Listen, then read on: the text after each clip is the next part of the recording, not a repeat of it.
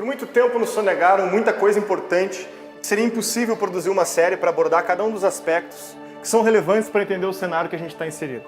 É para isso que surge o Insight Brasil Paralelo. São documentários de curta duração, com um padrão de estética e didática do Brasil Paralelo, para abordar temas importantes e que nos preocupam na atualidade. O primeiro Insight do Brasil Paralelo chama-se Venezuela, uma tragédia do século XXI. No final de cada mês, vocês vão receber gratuitamente, através do nosso canal do YouTube, um novo Insight do Brasil Paralelo.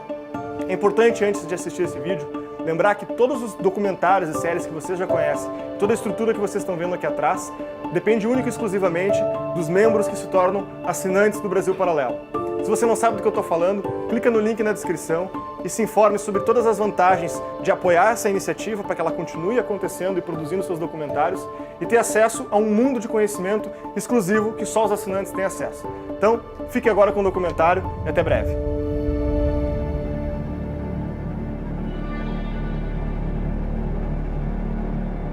Com a chegada do Partido dos Trabalhadores ao poder em 2003, falou-se muito sobre os riscos de o Brasil se tornar uma Venezuela. Estamos em crise alimentaria no mundo. Brasil e Venezuela juntos, tomando medidas para enfrentar essa crise. Durante os últimos 15 anos, os dois países estiveram submetidos a partidos de esquerda e líderes políticos, colegas na organização supranacional denominada Foro de São Paulo. Quando tivemos a ideia de construir o Fórum de São Paulo. É possível reconhecer aspectos de nossa história no país vizinho? Que elementos levaram a Venezuela a regredir tanto em seus indicadores econômicos e sociais?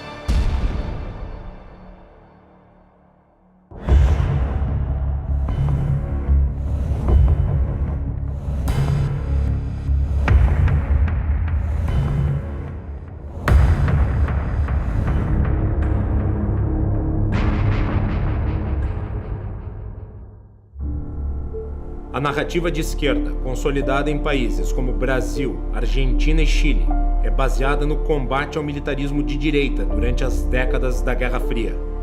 A Venezuela, por sua vez, não viveu uma situação como essa porque sua última ditadura se deu nos anos 50.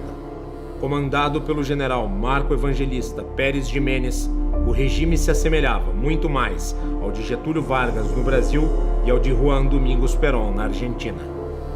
Marco Pérez Jiménez foi derrubado em 1958, depois de tentar continuar no poder por meio de um plebiscito fraudulento.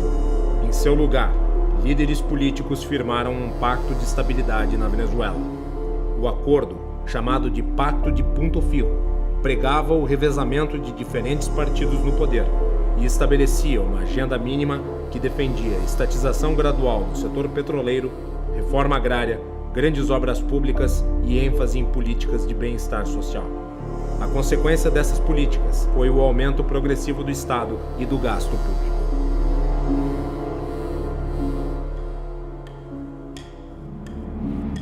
Ao mesmo tempo, grupos terroristas de esquerda, como as Forças Armadas de Libertação Nacional, FARC, abandonaram as armas e passaram a traçar novos planos. Ao invés do combate aberto, as FARC mudaria de nome para Terceiro Caminho e passaria a se infiltrar nas Forças Armadas. Um dos nomes importantes que entraram na recém-legalizada FARC foi Adán Chávez, irmão mais velho de Hugo Chávez. Nessa mesma época, Hugo passou a integrar o exército. Além do parentesco, Adán teria um importante papel na formação ideológica de seu irmão, sendo seu tutor revolucionário. Chávez era un devorador, un investigador nato, y eso le dio inicialmente una formación en ese sentido autodidacta, ¿no? El 5 de julio de 1975 yo salí de subteniente con un fusil aquí y el libro del Che Guevara bajo el brazo. Yo salí ya convertido en un soldado rebelde. En 1986, Chávez criou seu próprio grupo político, o Movimento Bolivariano Revolucionário 200, MBR-200. A queda do preço do petróleo ocorrida na década de 80 expôs a fragilidade da economia venezuelana, que era dependente da exploração do petróleo. O país havia estatizado o óleo negro, tornando-o a sua principal fonte de riqueza. O resultado foi a fuga de capitais e o empobrecimento da nação. Oh, patria mía, patria querida, voy a la guerra a luchar por ti. Em 1989, a economia da Venezuela se tornou insustentável. Carlos Andrés Pérez, o presidente da época, se viu obrigado a adotar medidas de controle de gastos para tentar dar uma resposta ao problema estrutural do país. A esquerda radical não aceitou as medidas e grupos como o Terceiro Caminho e o MBR-200, liderado por Chávez, articularam um grande ato público contra o governo. O protesto foi chamado de Caracazo e consistiu em violentas manifestações de rua. Ônibus foram queimados, prédios públicos e privados vandalizados e destruídos. Não restou alternativa ao governo, senão convocar o exército para repor a ordem em um país que estava prestes a convulsionar. A crise serviu de combustível para que Chávez e seus partidários se mobilizassem com o objetivo de usurpar o poder democraticamente constituído. Em 4 de fevereiro de 1992, Chávez entrou em ação. Liderou unidades militares em Caracas com o objetivo de derrubar o governo. Yo, ante el país y ante ustedes, asumo la responsabilidad de este movimiento militar bolivariano. Nosotros acá en Caracas no logramos controlar el poder. Ustedes lo hicieron muy bien por allá, pero ya es tiempo de evitar más derramamiento de sangre, ya es tiempo de reflexionar y vendrán nuevas situaciones y el país tiene que enrumbarse definitivamente hacia un destino mejor. A tentativa de golpe fracassou.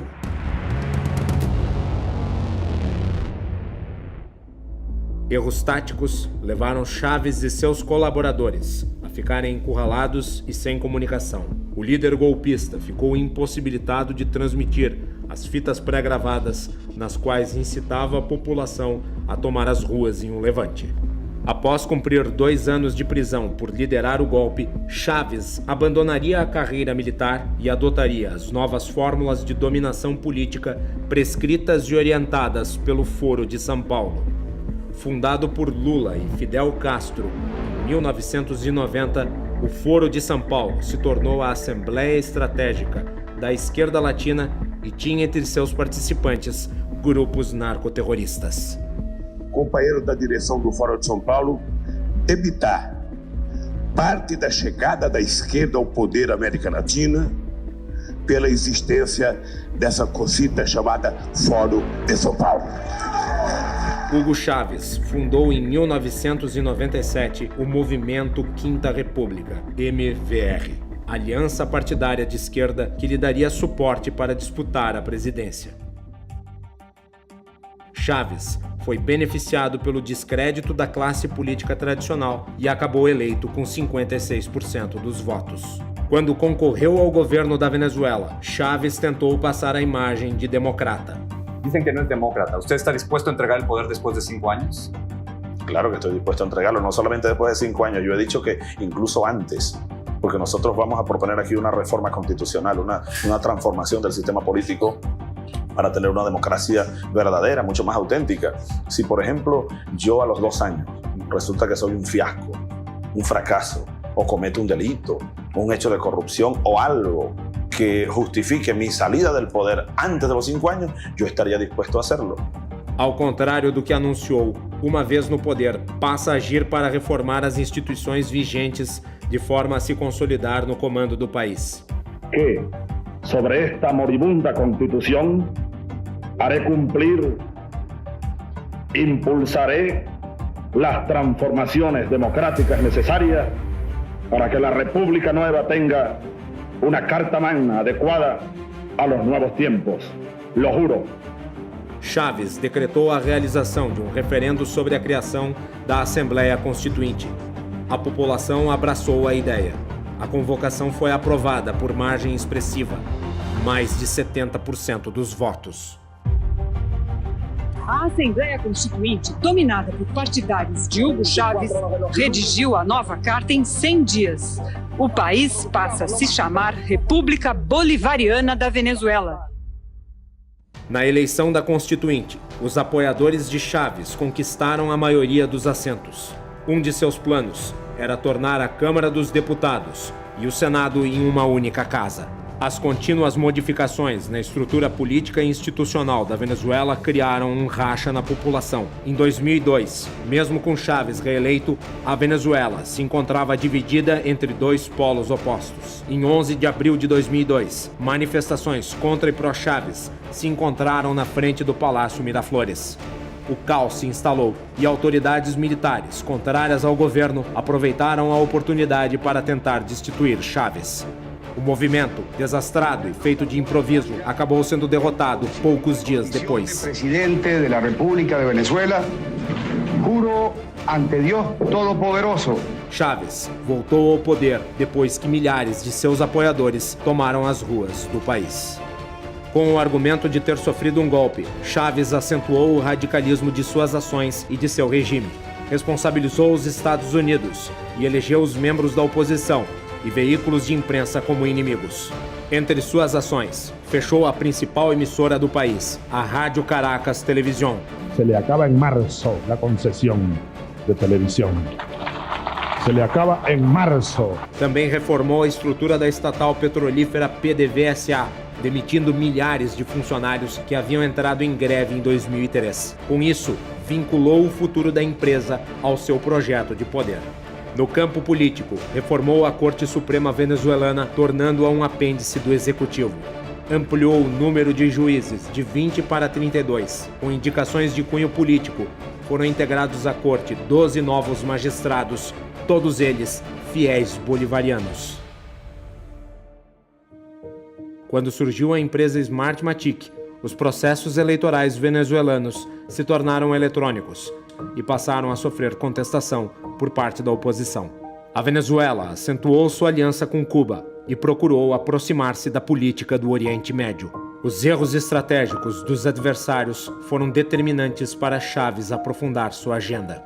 Partidos de oposição se recusaram a participar do pleito legislativo, acusando a eleição de ser ilegítima e fraudulenta.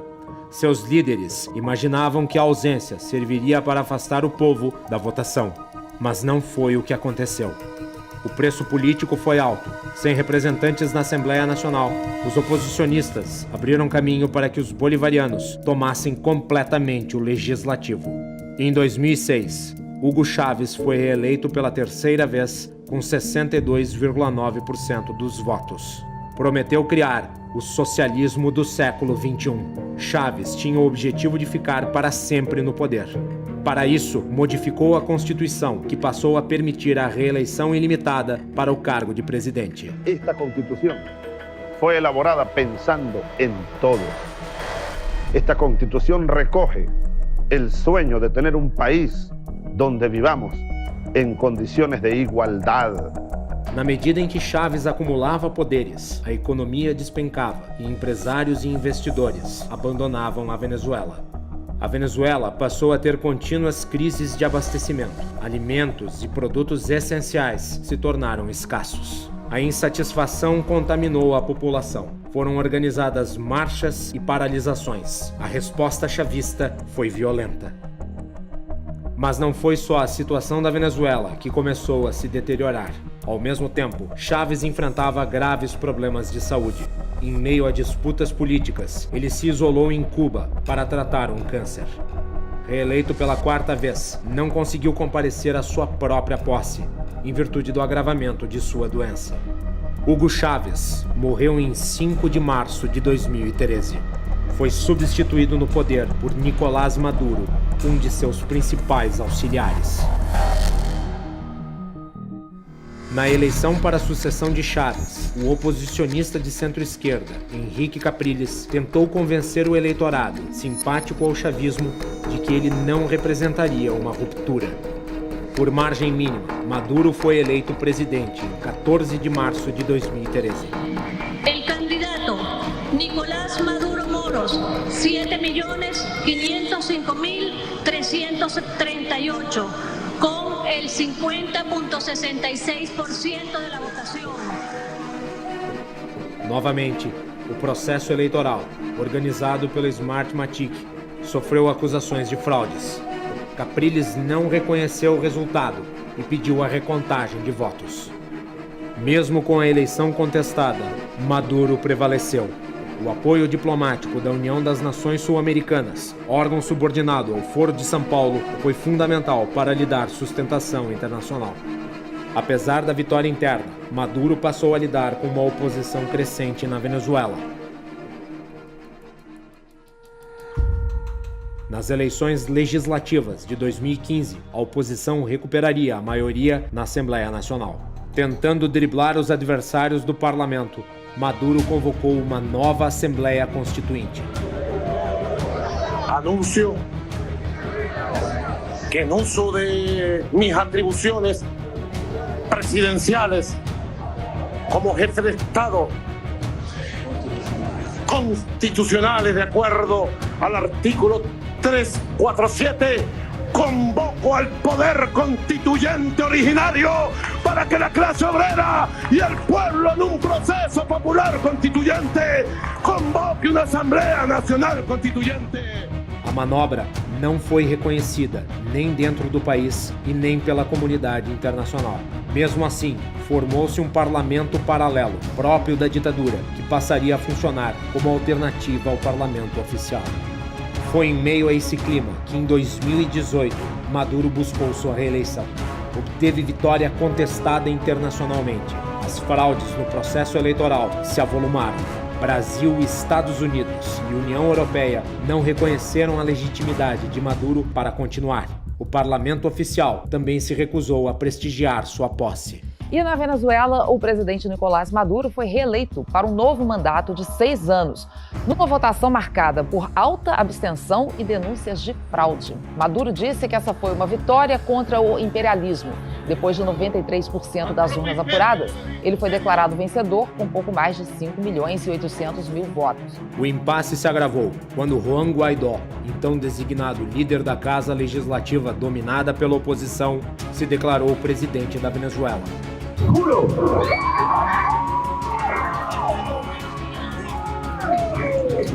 asumir formalmente las competencias del Ejecutivo Nacional como el presidente encargado de Venezuela. O mundo se dividiu. China e Rússia apoiaram o antigo regime. Já as nações ocidentais deram seu respaldo ao autoproclamado novo governante. Como a eleição de Maduro se deu por convocação da nova Assembleia Constituinte, controlada pelos chavistas e não pelo parlamento oficial, sua posse foi contestada como ilegal e ilegítima. Sem um presidente reconhecido, era Guaidó, o líder da Assembleia Nacional Constitucional, quem deveria assumir o governo interinamente. O processo de socialização da economia devastou a Venezuela, produzindo uma crise social sem precedentes. O desabastecimento frequente, já na época de Chávez, se aprofundou. Sem emprego e sem comida, parte da população iniciou um verdadeiro êxodo, fugindo para os países vizinhos. No âmbito interno, com o objetivo de esmagar os críticos, Maduro redobrou a repressão. Se no Brasil de 1964, as Forças Armadas tiveram um papel fundamental para evitar uma revolução comunista, na Venezuela foram elas seus principais agentes. A dificuldade da esquerda em implantar suas bases nas Forças Armadas do Brasil se deve ao fato de essa instituição ser majoritariamente positivista. O positivismo, ideologia que prega o conhecimento científico como única forma de conhecimento verdadeiro, já era muito disseminado entre militares brasileiros e foi a base intelectual do golpe que derrubou a monarquia e instaurou a república em nosso país em 1889. Com o fracasso da contaminação das Forças Armadas, a esquerda brasileira apostou na guerra cultural, que sempre foi desprezada pelos militares.